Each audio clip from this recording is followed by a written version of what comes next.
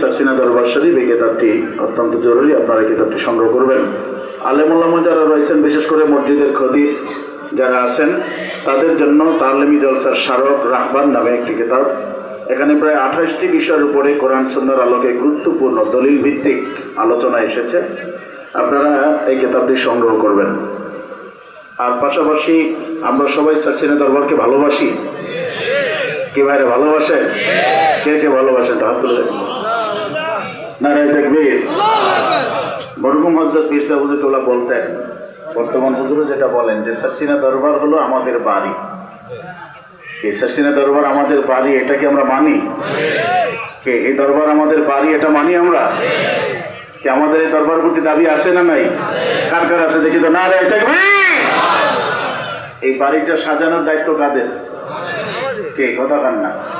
আমার বাড়ি সাজানোর দায়িত্ব কাদের? আমাদের।